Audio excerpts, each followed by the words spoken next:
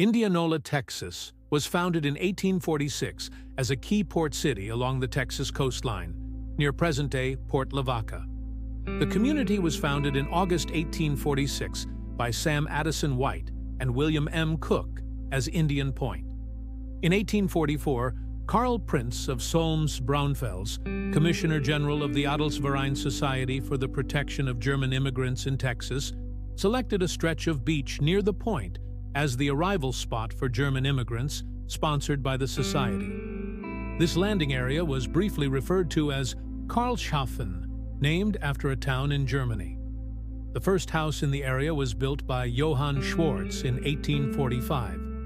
Indian Point gained prominence as a deep water port during the Mexican War and served as an army depot for frontier forts in western Texas for 3 decades. In 1846, Anglo-American landowners surveyed the site and began selling lots, leading to the opening of a post office in September 1847 and the commencement of stagecoach service to the interior in January 1848.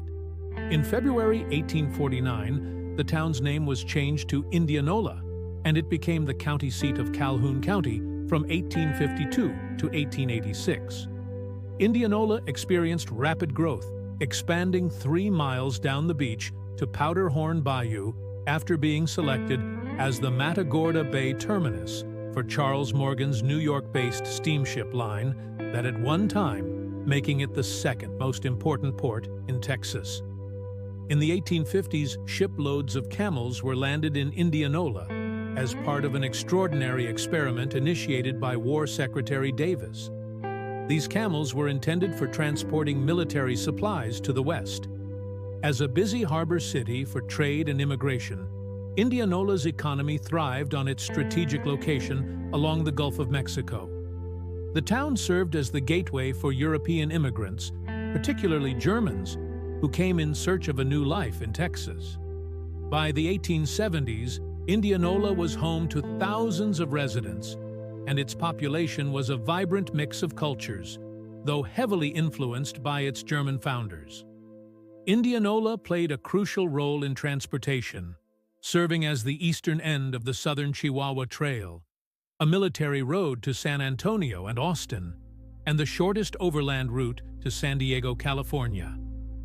Indianola's story is rich with tales of hard work, cultural blending, and the spirit of a growing Texas.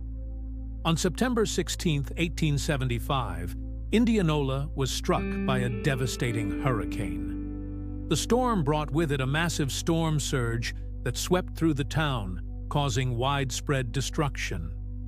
Buildings were flattened and ships were tossed ashore. There was little warning, as meteorological technology was still in its infancy. Tragically, the storm claimed the lives of many residents, though exact numbers are uncertain.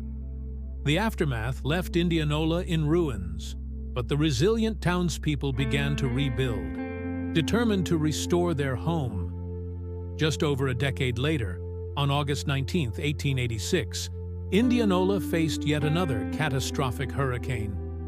This second storm was even more powerful than the first, and it completed the destruction that the 1875 hurricane had begun. The Category 4 hurricane was the 6th strongest hurricane known to have hit the United States, and was the strongest hurricane of the 1886 Atlantic hurricane season. Buildings that had been rebuilt were once again reduced to rubble.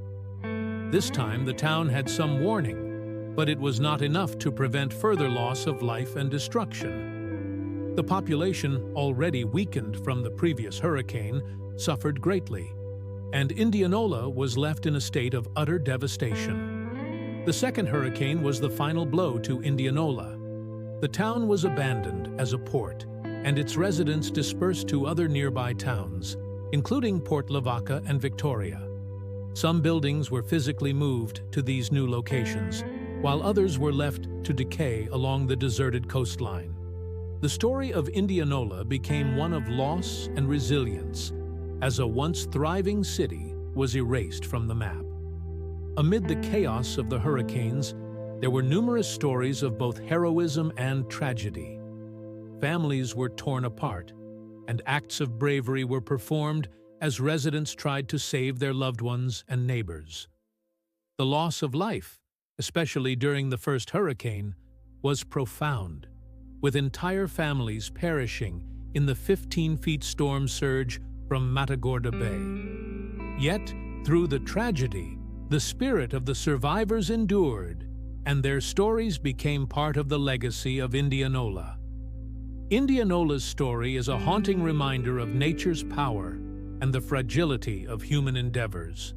From its hopeful beginnings as a gateway to the New World for many immigrants, to its tragic end as a ghost town battered by the forces of nature, Indianola's tale is one of resilience, community, and the relentless march of time. As the waves lapped against the abandoned shoreline, they carried away not just the remnants of buildings, but the dreams of a city that once was. Indianola is a story of ambition and loss, and a lesson in the impermanence of all things.